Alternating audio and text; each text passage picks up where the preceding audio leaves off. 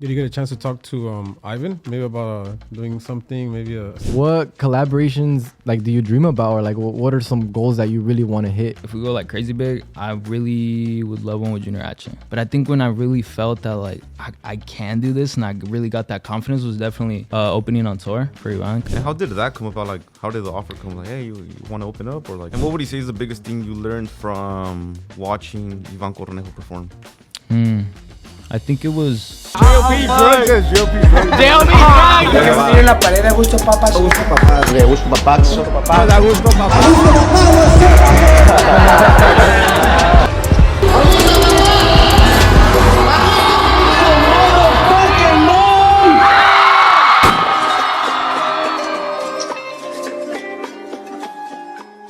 What's up, guys? Welcome back to another Agushto podcast. If you guys are new to the channel, make sure you guys like, comment, and subscribe, and listen to us on the iHeartRadio app or wherever you listen to your podcast. But today, guys, we have a special guest. Second time he comes to the set, but first time we shoot a full-on podcast. Give it up for Julio Cesar. Thank you guys for inviting me. Appreciate it. I remember the first time you came. I think he was actually the first artist to come to this studio, right? Because we shot that it was a mini bit, it was right? a little segment. It was for I don't know, but I sang a little bit. Yeah, I remember I think these lights didn't even work or anything like that. It was brand new. You were the very first artist to ever come in here. I think you guys told me. We say you popped a cherry or something like that. Nos enfiestamos. Just kidding. No, but it's pretty cool. Now it's all done. I feel like we still need to do a few renovations, but No, it looks awesome. I love it. Yeah. I love all the little decoration you guys have. I was just checking this out right here too. Oh yeah, I like those. Those are cool. The CDs, yeah, that's nice. Damn, but thank you for taking the time to be here. How you been? We've been seeing your growth. We saw you open up for one of the biggest artists in música mexicana, Ivan Cornejo, which is amazing. You just dropped your album. Damn, that deserves I was going to say that too. No cualquiera. I'll tell you that. Props to you, bro. No, yeah, it's been a crazy ride. I mean, I've been at it for a little more than a year. I dropped my first single, it was May last year. So it's been a lot in a year, and we've had to grow a lot in that same year. It's been awesome. I'm grateful to be able to do this and wake up and say that this is what I do is the best feeling in the world. Damn. And kind of to take it back a little bit, how did you start in the music? Where did the love for music come from? Because I feel like, you've come a long way, and I think people are very interested on how someone could get to the level that you are right now. So to you. I mean, it took a while. I mean, ever since a little kid in my house, there was always Mexican music. So my dad was always playing Mexican music on the radio, in the car, everywhere. So I always heard it. And it was more like norteño, banda, que caneros de Durango, más corridos type of stuff. And my dad would always sit me down. I was 8 years old, and he would sit me down he would make me play the accordion. Tragos amargos licor, porque está fácil. Está facilita. No está tan fácil. No está tan fácil, pero estaba chiquito y era la más fácil pues para enseñarme. And but I never liked it. I would start crying. I was little. I was 8 years old. I'd be like, I don't want to do the frustration. This. Yeah, I'm trying to play Black Ops Zombies, And so, time passed. I met a friend at school who was playing. He was singing a Tercer Elemento song. It was I forget. Yeah, it was one of those, but it was a Tercer Elemento song that I knew. And I was like, I went to a school where it was majority white kids, and it wasn't really, there was no Mexican, there was no Hispanic, there was nothing for me to relate to somebody there except him. So yeah, he came over to my house one time because he was like, yo, I want to ask my girlfriend out to homecoming. And I saw that you play the accordion, because I would always play my dad, and he saw a video that I posted on my story.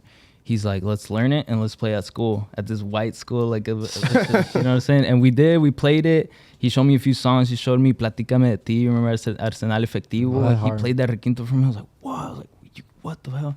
And ever since then, just boom, boom, boom, boom, boom. Started getting into music, played with my family, my brother and my dad. And now we're here. Yeah, I also saw your profile too, that before you launched yourself as a professional artist, you were in a grupo, right? Yeah. And that was with your dad and your brother, you said? Yeah, it was a grupo. They're still going right now, Arremangados de Sinaloa. And so we would play just local parties, local gigs. I sing primera voz, bajo quinto, just like right now. My dad was accordion in segunda, and my brother's tololoche. And actually on tour, I took them both, and we still work together, yeah. So that's fine. When we do shows, I still bring them with me. So we're still a team either way. But you don't do those weekly gigs anymore? No, I think I stopped right after tour. They were like, hey, I think this is going somewhere. We started feeling it. He's like, you should just focus full time on this. And they believe in me. You know, Yeah. we work together. It's all love. We're still there. And Damn. did they find like a replacement or like they just like stopped? Yeah, actually, my homie Marco that plays Requinto with me, it's the same circle. Everybody's the same circle. He plays with them now. Yeah. Damn, that's what's up. Damn, how does it feel like having that chemistry with your family? You know, it started off at backyard gigs, and then, you know, now you're going on tour, and then you know you keep that same circle. You know. It feels pretty nice. It feels pretty cool to keep the same people and keep the same ideas. And, you know, the relationship is always there. I always make the joke that, you know, even if we fight or we argue, we still got to eat breakfast together. We're still going to sit down for dinner. So it's always been cool to have to work with family because they're not going anywhere, you know what I'm saying? And I don't know, it's been awesome. I think it was pretty cool to, you know, lean on my dad at first because I didn't know how to, como decirle a un cliente de que, hey, ocupo un depósito. Like that type of stuff made me nervous. And so he kind of did that for us, and I learned through him. And then for it to kind of switch, and then me kind of be like, yo, dad, you got to do this, or my brother, you got to do that.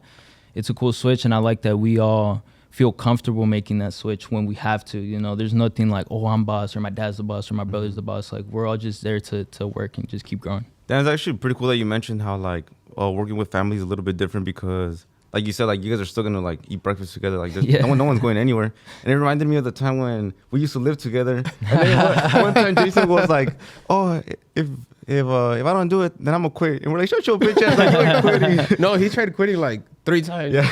And he was like, well, you know what, guys? No, yo, hasta aquí llegamos con esto. I grabbed my laptop. I was like, I took the laptop back. I was like, "Shut your I bitch took the ass!" charger, I plugged it in, and I was like, no, let it charge a little bit, and we're gonna keep going. Yeah, because we lived You're together at the screwed. time, so like, yeah. I get you. No, it happens. And I think it's part of it. It's part of it. yeah. Somebody's always gonna get a little mad. My Yeah. brother's the one that always gets mad. He's the grumpy pants one. And then is your brother younger or older? He's younger by a year. He's my twin. If you guys ever see him, you guys I at the party, right? Yeah. you guys might have seen him. Luigi? Yeah. Well, no, I mean, Luigi, but he had the costume. Luigi. He was Yeah, you guys Luigi, look the same. No, el otro día, so he met this guy and he was like, my homie, he told him, oh, this is Julio Cesar, this is his brother. He's like, "Tas cagado a Julio Cesar." So I guess people always say we look like twins. No, It's that's funny. cool. And then, where were you raised? Because I know you were talking about like high school. I wanted to know like what. Oh yeah, kind of around here, kind of LA. We came out to LA a lot because there's a store called Casa El Perro. I don't know if you guys heard. yeah. Homie, everybody knows her. All the Yeah. musicos know. So I would always go out there. My dad would need something for the accordion. I was always out here in LA. But I mainly grew up in Ontario, Rancho Cucamonga area. So The IE. basically, IE. I'm more of an IE person, but Damn. I always say LA just because it's so much easier. But Yeah, I'm from that. Yeah, IE. we do the same. It was actually where you guys were. I'm like LA. Like what? And like, I kind of want to talk about the first approach that you had to, I guess, make it as a musical. What was like the turning point for you where it clicked in your head, like, okay, I could do this fully? Was this a specific video, a specific interaction that you had? Was it a record deal? Like, talk about that a little the bit. outbreak moment. Yeah, I mean, The outbreak moment. There you go. I think it took me a while to believe it. Pa creérmela and be like, this is what I do. It took me a long time because, I mean, I had like a couple videos that did well, and then I had releases that did well. But I think when I really felt that like I can do this, and I really got that confidence, was definitely opening on tour for Ivan, because it was such a, bro, it was so many people, bro, and it was like you have to lock in, and you have to be confident, you have to take the stage. And I think being forced to do something that big, which is so much different from doing it through a video. So a video, you get a bunch of views, you don't see those people. But when they're in front of you, you see them. You see every everybody reaction. staring You at you. hear it. You see the lights when they go up. You see the lights when they go down from the phones. So having it be there in real life, I think that kind of flipped the switch in me where I'm like, all right, this is serious. It's not a joke. This is our job. Let's treat it like a business. Also have fun and enjoy it and be grateful. And how did that come about? Like, how did the offer come? Like, hey, you want to open up, or like, did you guys like pitch, or how? It was so random. I woke up one day and my dad was like, he kind of manages like the booking kind of. He helps me out with that. And he was like, hey, they call me if you want to open for Ivan Cornejo. I'm like, you got prank called, bro. Like, because we have there's like a booking number on the page. I'm like, somebody prank called. He's like, no, for real. They're like saying like, yo, let's talk. Nah. And I had just woke up too. I'm like, I'm dreaming or something. So yeah, we sit down, we talk, and it was like, yo, we heard about you and we would like you to join us. And before they even said details, I was like, yo, I'm down. I'll do it for free. I'm down. I don't care what it is. I don't care where we're going. Let's just do it. I don't care how many dates. I was just excited for that opportunity. That was super fun. And after when it started sinking in, were you like nervous, hyped? What was going through your head? I- Because I mean, I yeah. think that's el sueño de todo artista. Sí. I think it hit me in a moment where I felt ready. I think if it would have hit me a little bit before, I wouldn't have felt ready. I think being on stage was one of the hardest ones for me. I always mention how that was like never something I imagined at all. Like I know some people are like, oh, I want to be on stage.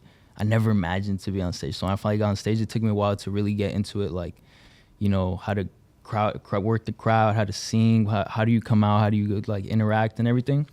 But I had enough like stage experience to the point where when we got to the tour, I was like, this is something that came at the perfect moment. Like I got this. So it was full confidence, I think, from the team as well, because they had also came out along on all the shows with me. So the confidence was up high. I think we did a good job. We were really happy to be there. And what would you say is the biggest thing you learned from watching Iván Cornejo perform? I think it was definitely like the way you carry yourself. I think that's something that I try to watch a lot, and there's different styles of it. For example, you have like Peso comes out and he's just screaming energies up high. I've seen Peso do that, but Ivan's kind of like, it's just straight. I don't know. He just kind of walks around. It's like they just gotta see my face. He's just like, He's like mellow, huh? Yeah, he walks like a little, so he has a little Like step. slow motion. I'm like, okay, so there's different styles. I realized that like you kind of choose your style on stage. You kind of choose your style the same way you choose your style in music, and you go with it. And the number one thing is confidence, because you could just see the confidence in him. And I'm like, in all these other artists, I'm like, it's just about confidence at the end of the day, for sure. And what city was your favorite from the tour? People always ask me that.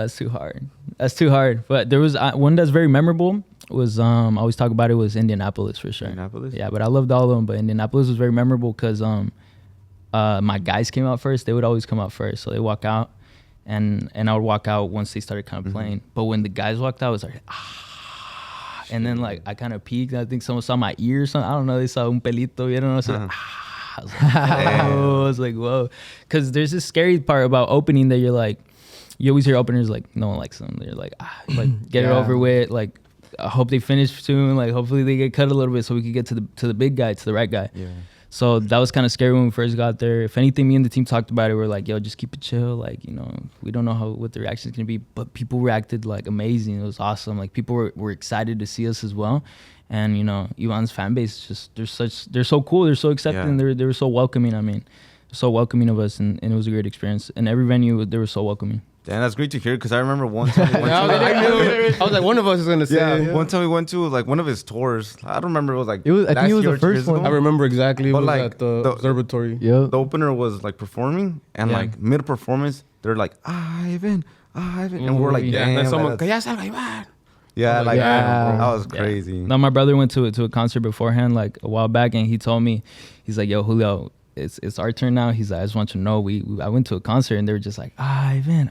Yeah. Like, fuck, all right, we got it. Damn. Yeah, and I wanted to make a note of that as well, because we did see, you touched upon how there was some dates that you went to, like it wasn't the full tour, like it was like a little like a thing that said, oh, you know, este sí va a venir. And then I saw some TikToks where people were like, oh, you know, I'm going on this specific date, and like he's not going. I'm so bummed out. Yeah, and I think that was pretty cool to see. That I think that kind of changed my mind when I was going into it, because when we first got the call, I was excited, but I was like, all right, just chill, because just in case, you know, they're like, whoa, like we want Ivan, because that happens, you know. But I started seeing those posts where it's like, I can't wait to see Julio in Las Vegas, and then the comments like, he's not there, and they're like, what do you mean he's not there? And I was like, whoa, like people want to see me as well. I thought that was super cool. I saw some TikToks where they were like, just like, oh, when I found out that Julio was gonna be open, it was like, like you don't see that for an opener, you know. Damn, I feel like I was pretty grateful. I was pretty grateful to see that type of reaction from everybody. Super happy. Yeah, that's so fire. Awesome. We want to congratulate you on going on this tour, and something that I'm super curious to know is, what was the interaction, or what was the relationship with Ivan Cornejo? You know, te di un consejo. ¿Qué te dijo? You know, what do you think about him as a person and as an artist? Pretty chill. I think the same way we were talking about him on stage, he's just kind of like with confidence, swag. He's just smooth. I think he's like that as a person. We met him on the first shows, like in Missouri.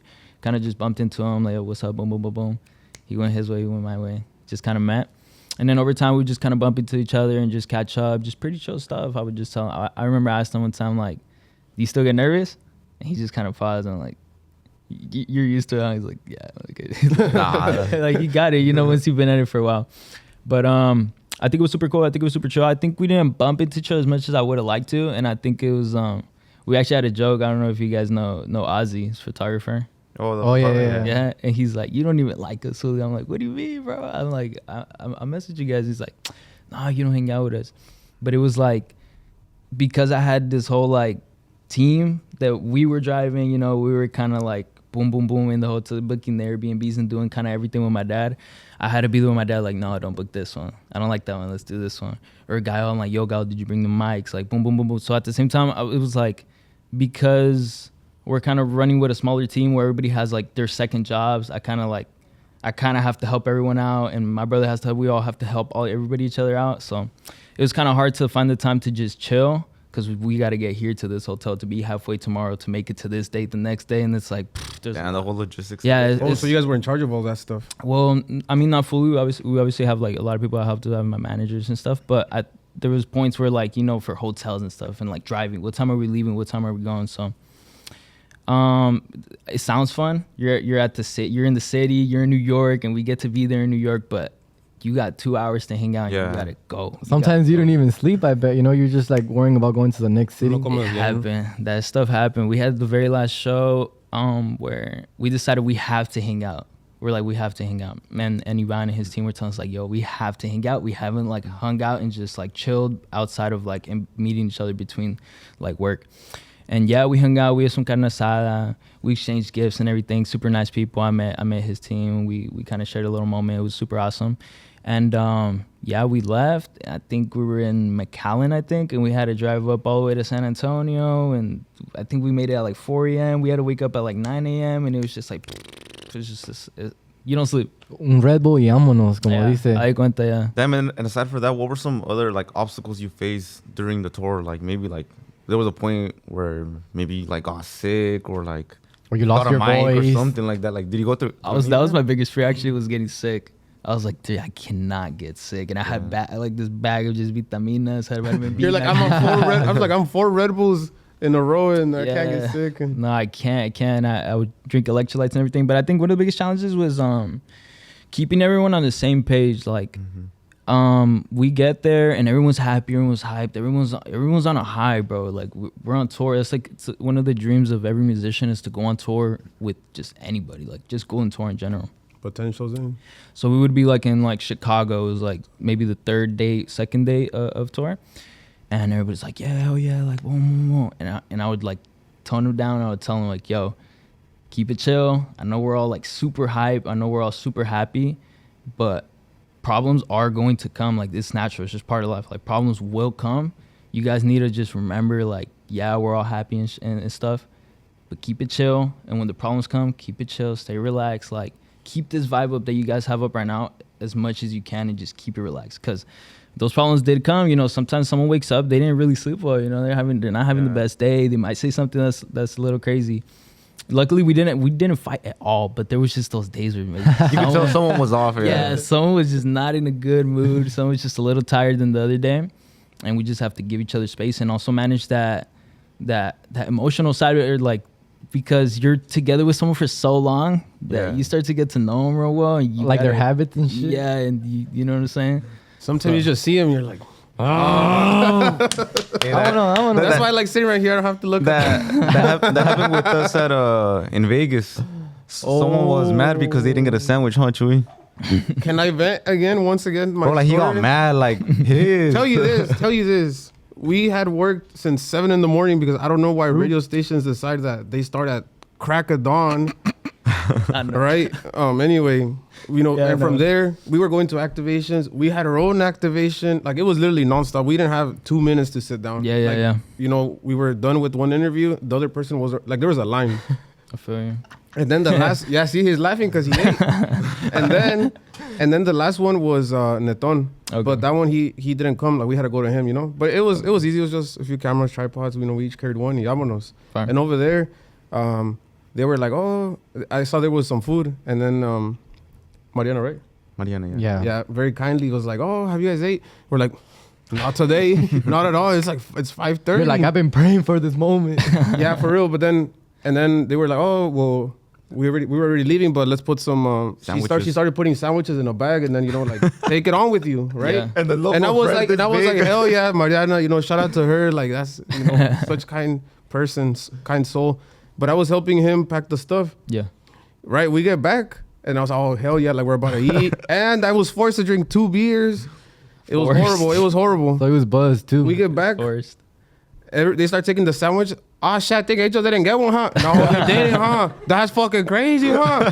Yeah, look. Yeah, for real, huh? Anyway. No, but then I was like, hey, like, here, get half of mine. And then Chewy was like, get half of mine. And then, like, sent a whole right away. He went upstairs to sleep. But who was in charge of putting the sandwich? ¿Cuántos somos? And then he leaves to, like, the casino for 2 hours. We call him, no answer. ¿Para qué quieren que les... If you don't have nothing nice to say sometimes, just don't answer, huh? Just at the casino. Y'all let me know what you think about that in the comments. Damn. Well, I think it's really badass that, you know, you learn from this experience. Is the way they're expressing yourself. I could tell you're in the right mindset. You were locked in. You were locked in, you know, guys. like being here, you know, you're the artist, but also, you know, you have some sense of responsibility for your team. And I think that's going to prepare you so when you have your own tour, and ojalá que nos invites when you do have your own tour. Glad to see you, of course, guys. Hopefully and, soon. You know, we're manifesting that for you, and there's no doubt in our minds that you're gonna have your own tour soon, bro. Thank you, bro. Working on that. That'd be awesome. I think that's one of my next goals. Next of my biggest goals, for sure. Yeah, having a tour, that'd be awesome. And I also wanted to ask you too, are you like happy the way things turned out? Because you started with backyard gigs, you know? Mm-hmm. And then I feel like that kind of like prepared you to like, you know, going on tour and stuff. And I feel like there's a lot of artists who just never had that experience, you know? Yeah. And they just like hit and they just get put in front of like, I don't know, cameras and stages and everything. And they're just like, fuck, what do I do? No, yeah. I think that was a big thing that we would talk about at first was like, oh, you've already played live. Like, you've already done this before. And it makes sense. But personally, like me, I don't think it helped me, bro. I don't think it really changed much for me because for example, when I did play with in the backyard gigs, I wouldn't say a word into the mic. I wouldn't say a word. I just sing, back up.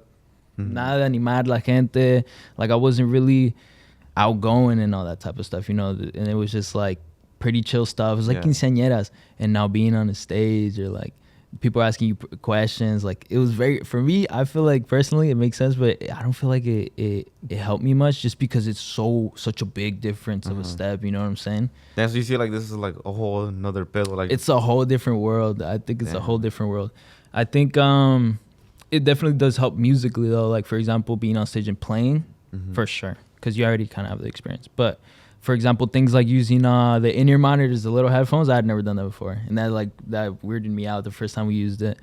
It just makes it all weird how you play, and the communication on stage is so much harder. Like, there's these things that you never think about that come with playing on a stage and on a different level than playing in the backyard is like super different. Yeah, but it does help though, for sure, to a certain level. Yeah, I feel like that whole thing with like the monitors and the in-ears, like it's some another shit because there's a delay, right? When you play in a big area, hace como un echo. So if you go yup, and it's just bouncing around. Oh shit! And you're not getting to know like how to play. You know what I'm saying? So that happens. Sometimes it cuts out. That's why sometimes you'll see a video of like so artist like super off beat, and people are like, no sabe cantar. It's like, bro, but it's because he didn't know. In-ears, bro. The in-ears. Así pasa a veces, yeah. Yeah, I feel like that's something. It's complicated. Yeah, we were talking about that not that long ago about how like the engineer job too, you know, like it was yesterday. No, you guys, okay. In a respectful way, you know, but we're just like, damn, I wonder what goes on because like kind of you said like an artist is singing, they think they're on beat and everything, but like what the people hear is like some other shit. Sí, porque it's exactly. Yeah. Or like sometimes the crowd, something funny I noticed that happened for the first time was that we were singing and the crowd was singing and I was hearing, they were so loud that I was hearing them after what I was saying. So it's like it's just like this whole reverb thing, and you really have to focus up and like. And I actually even like backed up a little bit because they were just I can't hear. I start getting confused. You know what I'm saying? I start getting confused. Yeah. Damn, is there any like memorable like interaction that you had with the fan that kind of like blew you away? I think just them coming up in general was like, whoa. Or like wanting your autograph or like a picture. I think what we had merch that we were selling and people were like buying it. I was like, you guys are buying this? Like, for me, it's because like I said, it took me so long to like believe that this whole thing is real. Like you always dream it, but for it to like actually start kind of happening, and actually you got to pinch yourself a little bit. So I would like walk out and see people with like my album logo on their back. I'm like, whoa. You guys want to wear this, bro? I don't know. It's so crazy. It made me so happy. Yeah, it's a pretty crazy feeling to to see someone wearing your logo. That's awesome. All right, we're going to take a quick break. We'll be right back. What's up, everyone? This is Angel, Diego, and Jason, and we're Agushto Papá Podcast. 100% música regional mexicana, pero a veces uno que otro chisme. You already know the holidays are here and the studio está en modo fiestón. We're recording, cotorreando, and keeping it fresh with Sprite Winter Spiced Cranberry. That refreshing cranberry flavor, cold, crisp, con un toque navideño, it's the right move. A seasonal favorite, but only for a limited time, so don't sleep on it. Between tamales, las posadas, shows hasta tarde, Sprite is always part of the traditions. We keep it regional, we keep it real, we keep it twisted. Sprite Winter Spice Cranberry Twisted. It's Christmas in the can. A darle. Obey your thirst. All right, guys, we are back from the break, and I did want to make an announcement. The holidays are coming, and we're excited to announce our first ever Agushto Papá holiday special brought to you by Sprite Winter Spice Cranberry. Let's go. Mira nomás, papá. Yeah, guys, this is available only now for a limited time only, so get it while it lasts this holiday season. Sprite, obey your thirst. The special is going to be happening December 22nd, featuring musical guest. ¿Quién? Ilusión Eterno. Un saludos a mi pa. Agushto's very own will be having a performance you don't want to miss out. Yeah, he's going to be dropping an album. No, sorry, not an album. A Christmas special, December 4th. December 4th. There So be you ready go. this Thursday or Friday. You know, some of my favorite holiday traditions, of course. And I blame my parents. I'll tell you guys why in a bit. It's plain pirinola. You guys know. Yeah. Pon uno, pon dos, toma todo, and everything. Pon todo. My mom makes some bomb tamales, but my favorite dessert, dude, and I actually had some at the Latin billboards. Churros. It was the empanadas de cajeta. Oh. Like you guys got like you guys got something with chicken. I was like, bro, like try this. Oh, when you get an Yeah. empanada and Bro, I did like this. yeah. Like one of the things I really enjoy doing as we get older, you know how Jason said back then we would hit the piñata, like now we're the unks on the roof. But I think now karaoke till 5 a.m. And I know you guys do it too. Pero Because no. I'll text you, I'll literally tell you guys like at 4 a.m. every single holiday. Hey, you guys up? Everybody's up. Yeah. All right. ¿Cuál vas a cantar en the karaoke? Guess it. I already know you. Tragos Yeah. de amargo. The classics. For this holiday special, you know, on the 22nd, I did want to tell you guys about my recipe for ponche that I am going to be bringing.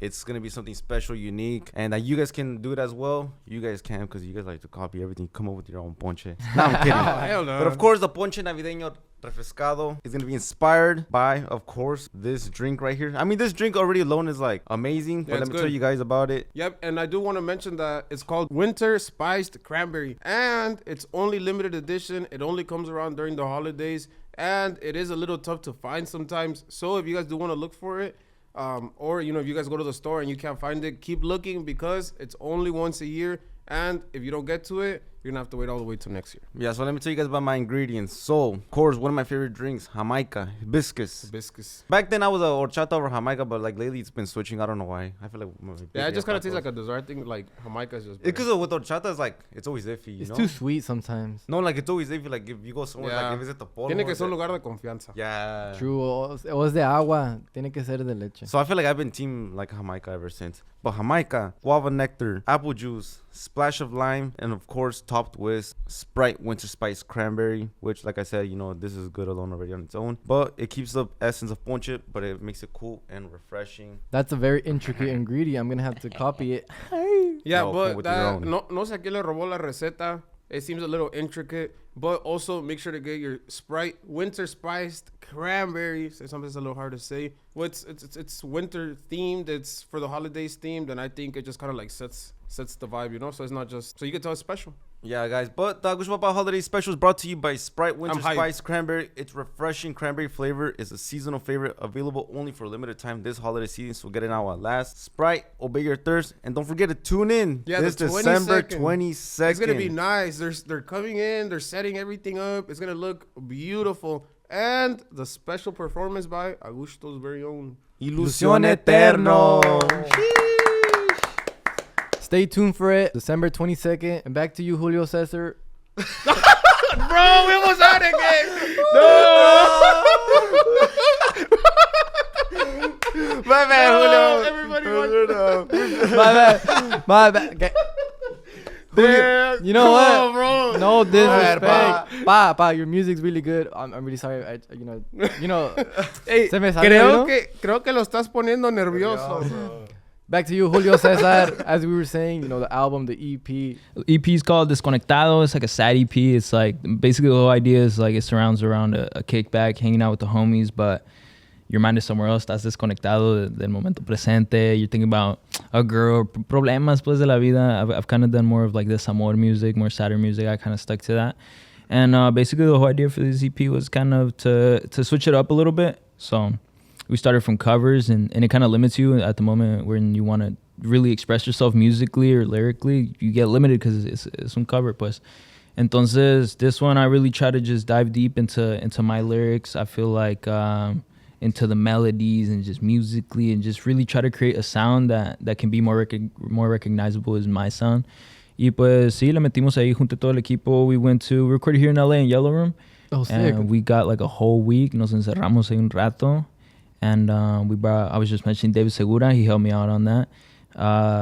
Yeah, we just sat down. We went crazy. We tried some new stuff. We tried some synths y este pedo, bajoloche. I really started to like bajoloche now. I feel like for a while I didn't like it, and then it's coming back up heavy. Yeah, I feel like I had the same thing too. Like for a while I was like, nah, I like the tololoche more than the bajoloche. Yeah, but the bajoloche is kind of. I think Javi, Yeah, I was gonna mention that because I feel like the bajoloche was really like that tacuache sound, but then I feel like now they're starting to put it into like the newer songs, and I think it's not really tacuache, but like it just gives that punch. I mean, that's what I personally There's feel. a song Solicitado Peso. So that song has this bajoloche at the end. It just goes crazy. And that's why I wanted to add bajoloche in this. We added Tolo. Yeah, we got some sick ass collabs. We got Oscar Ortiz on there. We got Menta, which I was super excited about. And we got my homie Saul Villarreal, which I think you guys had him here before too, right? Cool guy. Came on earlier. Yeah, cool guy. Yeah, with 3 collabs. Y pues original stuff, just trying to build a new sound, basically. Yeah, and did the album come out exactly how you wanted it to, or did it like evolve during? Oh yeah, the EP, or did it evolve like during the process? It changed. So, for example, there's a song called Exhalar on there, and I wrote that February. It's almost a year ago now, and I had a maqueta in there. I'd play it all the time. Everybody liked it, and I showed it to Saul one time in the studio. He was like, "Yeah, it's cool. Record it like this, like the maqueta, like the demo." And I'm like, yeah. Time passes by, and I take it to the studio, and David's like, yo, we're gonna do this and we're gonna do that. And then Marco, my homie Marco Quintero, is like, let me add this, and it just changed the whole song. I showed it to Saul, and he's like, this is even better. But it sounded way, way, way, way, way different. It was just so much more produced. We added so much more ideas. David had me in the studio doing some weird like doing all these weird stuff that I never do, you know what I'm saying? I feel like I've always kind of just sang very, just like, people tell me I have like an old man voice. Damn, I got the, you know what I'm saying? Just yelling. And so, switched it up. I think we definitely evolved, and I think we're going to try to stay on that path and try to find the sound. I'm really happy with how it came out. I feel like we're on the right track now, you know what I'm saying? I feel like we found what the sound that we wanted to find, for sure. Damn, I feel like that's the hardest thing as an artist, to come up with the style. And I mean, you're doing it. And another question that I had for you is, working with Armenta, he's one of the most important writers in Música Mexicana right now. How was it like working with him? Like, what is his structure like compared to yours? I'm pretty sure everybody works different when building a song.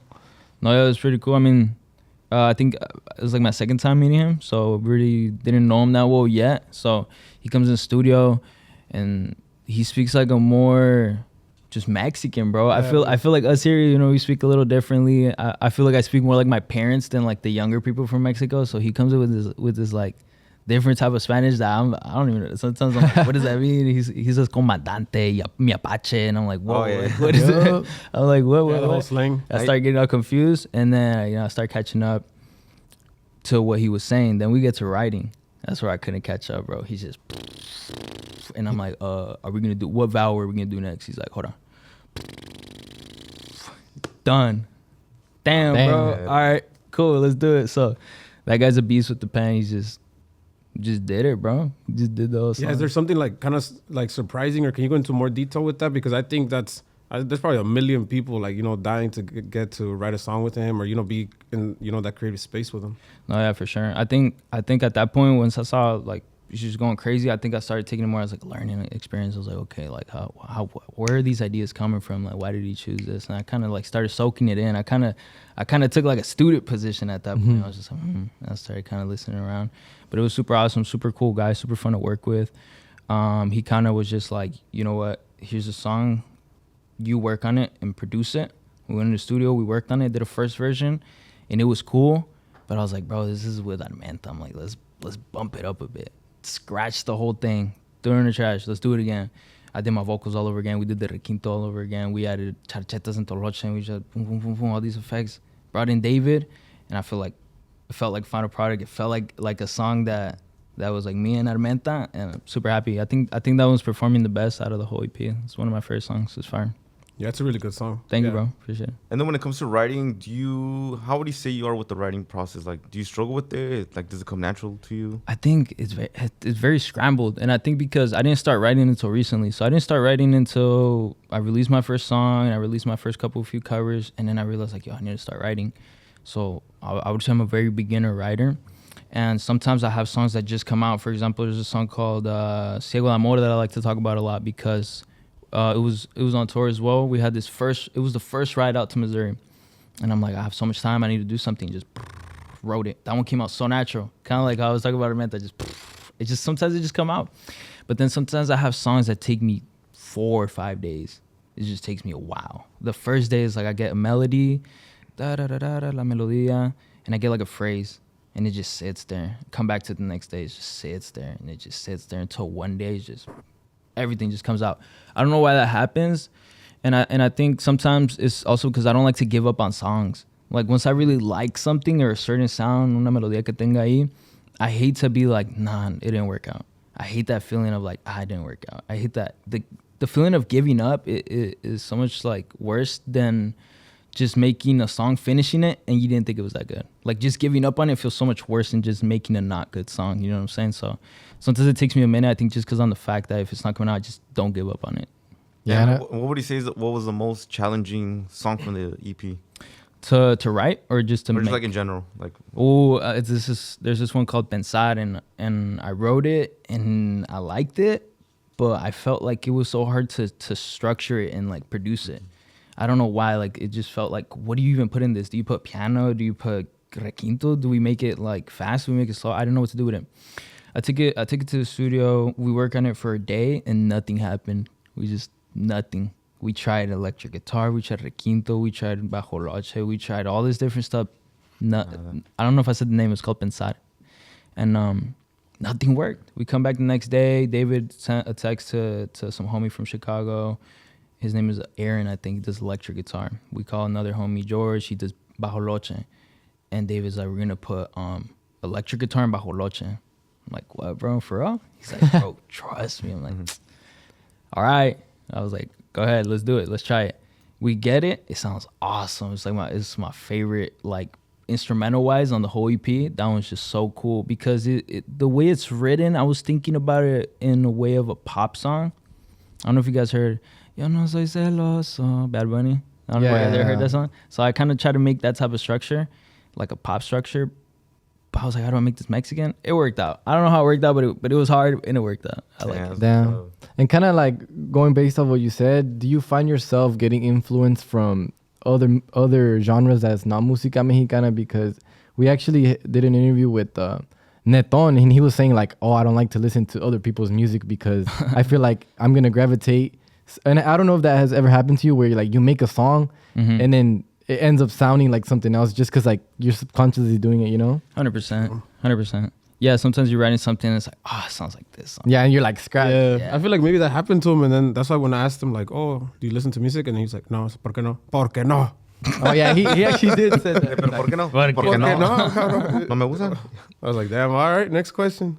I mean, I think I'm kind of the whole opposite. I try to listen to so many genres that it mixes so much that it's like you can't point it to one. I feel like that's what I try to do. I like a lot of rock. I do like some rap. I like a lot of like actually surprisingly I like the trios, los de antes, like Los Panchos and stuff.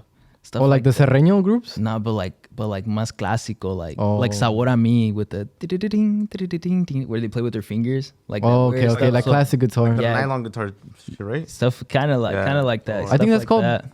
Damn, I might be wrong. I might sound stupid, but boleros, no?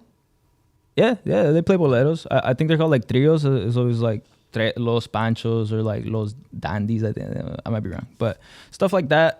Just gravitate towards grabbing stuff from older music too, like Ramon Ayala, the norteño that I listen to in my house, but also grabbing stuff from like this alternative and like rock and stuff. I like this artist called Dominic Fike, some of my favorite artists in the world.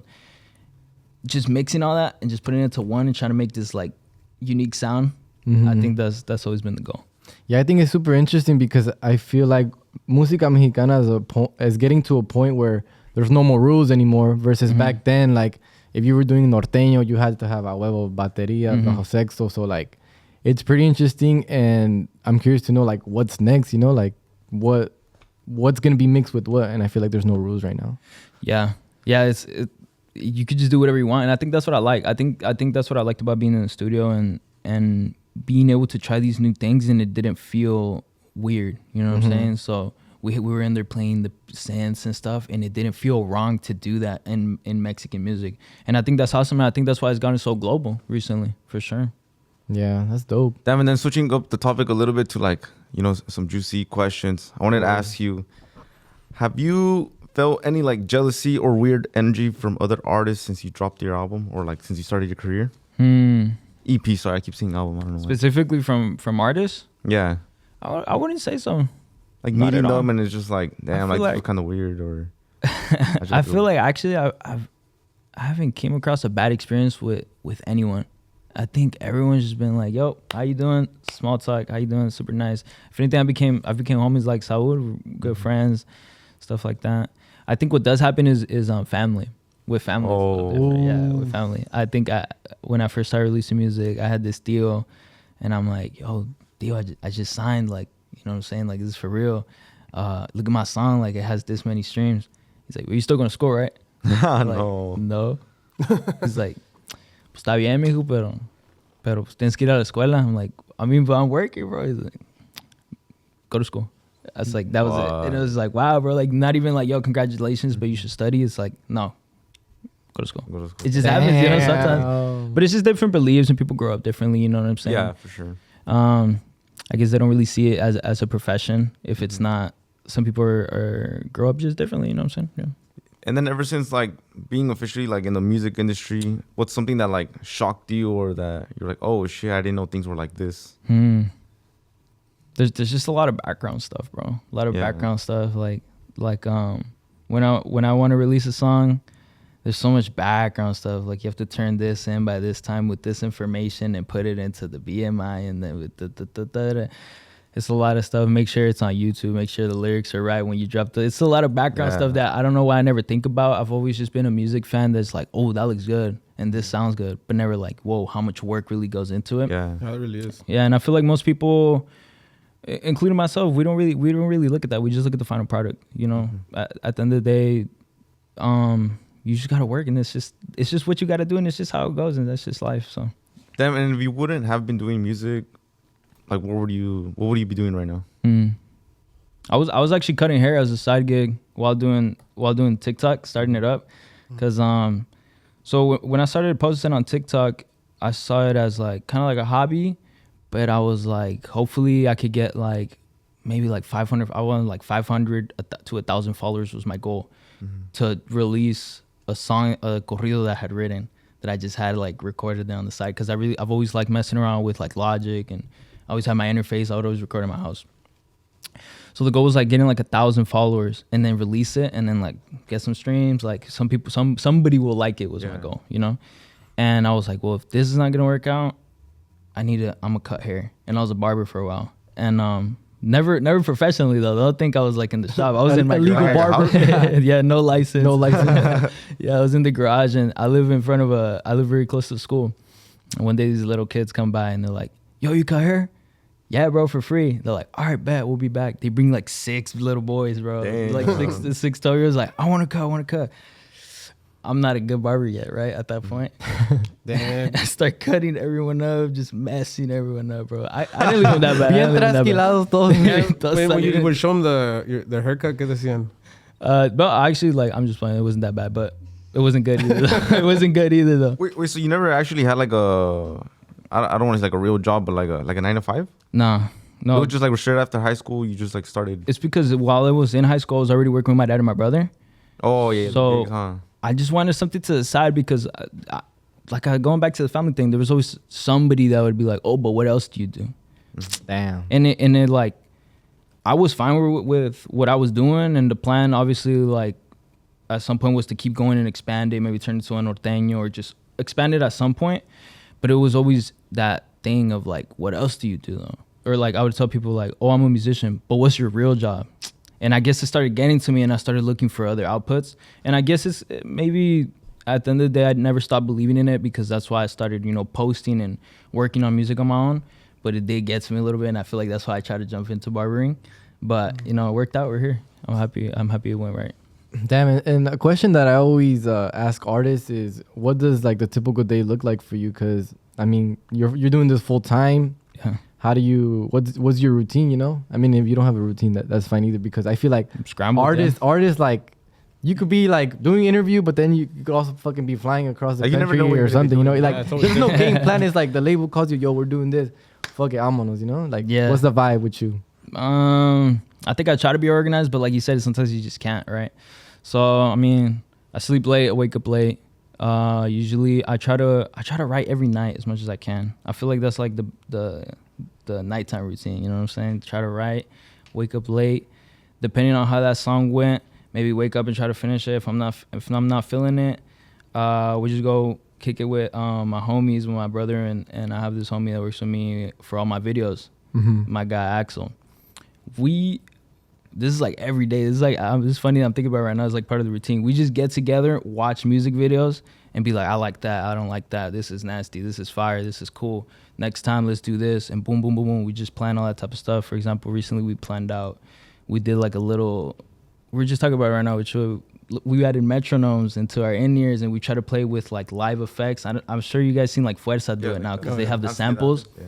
We tried that out. I set that up with my homie Axel, and just boom, boom, boom, boom. So I guess there's always something that's part of my day that has to do with music, but it's never the same thing, you know what I'm saying? Yeah. It's never one thing. That's pretty interesting. It's always different, Yeah. And I only bring that up because we did an interview with Danny Lux, and he was expressing how sometimes he feel like he has a lot of time on his hands, and sometimes like that kind of like eats him up, like he starts overthinking, or he feel like he doesn't have a hobby, which I think we're all humans, and I feel like sometimes thoughts could eat us up too, Yeah. So I thought it was interesting that I asked that. No, for sure. Actually, yeah, I agree with that too. Sometimes you kind of just chilling there. I feel like that always happens when we finish something. So if there's a big release and we're done, everything's out, everything came out, music videos out, everything's out, you reach like this little, like what's the next? Yeah. Or maybe like a gap of like just waiting. Yeah. What's that thing called? Purgatory, when you're between heaven and hell, or you're just waiting. That's what it's just. You're just Earth. Limbo. I'm thinking of limbo. You're just there, bro. And then you're like, damn, what's next? And I guess it's like, oh, let's look at the results. Okay, he's doing good, but what else? And you kind of just get to that point where you need to figure it out on your own. I think that's the hard part, is figuring out what you're going to do next on your own. You know what I'm saying? You have to create that. You know what I'm saying? Yeah. That's probably like the hardest, no? Yeah. I mean, because anyone could drop music, but then after that's like, what do you do? Because you just got to pull it out of thin air. You know what I'm saying? Like the next idea, the next color, the next vibe. You know what I'm saying? The next, these lyrics going to be about? You just got to. That's what it's kind of cool when it comes out naturally, because it's kind of like it was given to you by some sort of like music god, bro. You know what I'm saying? It's like, here's this melody. Let's go. Yeah, like Armenta would say que era un momento de iluminación. Oh, yeah. Kind of like that. Sometimes it just comes to you. And I guess that's why people call it talent. They call it a gift, because to some people, it just comes to them differently than other people, Yeah, that's true. And do you feel like you're under a lot of pressure? Like how you were saying that, it's what's next? Do you think sometimes a little overwhelming? I think 100%. I think it always has been, and I think it always will, because you're always under the pressure of your last like success. I don't know if that's the right way to say it. Yeah. So if you did you had something that did really well, your next one needs to be better. And so to do something that didn't do better than that last one, sometimes you can feel like, oh, I'm going downhill. You know what I'm saying? But it's just like natural music goes up and down. It has the highest highs and it has the lowest lows. Mm-hmm. It's like, whoa, nothing's going on. And then all of a sudden you're on this super big stage and you just met so-and-so artist and you just did a collab with so-and-so person. It's pretty hard. It's a lot of emotions, a lot of feelings. But I think the one thing that always keeps me grounded is the fact that like, I get to feel this, you know what I'm saying? I get to feel the pressure of having to write an album. I get to feel the pressure of 5 minutes till I get on stage. So that's a blessing. Even the bad parts are a blessing for sure. Damn, that's pretty interesting. That's a good way to look at things. Yeah, like sometimes you just want to feel some sort of emotion, some sort of pressure. And go on to my next question is, what collaborations like do you dream about, or like what are some goals that you really want to hit? I think if we go like really big, if we go like crazy big, I really would love one with Junior H. That'd be fire. Just because I feel like I base my sound a lot on how like the lyrics are real sad, but then the instrumentals are just just like some other fucking vibe, huh? Yeah. Entra la trompeta. Yeah, it goes crazy. So I think I try to base it off a lot around him, Junior H. I think other genres. I think I would love to try some other genres maybe in the future. If we're staying in that topic, Javi would be sick too, even though he sings kind of high.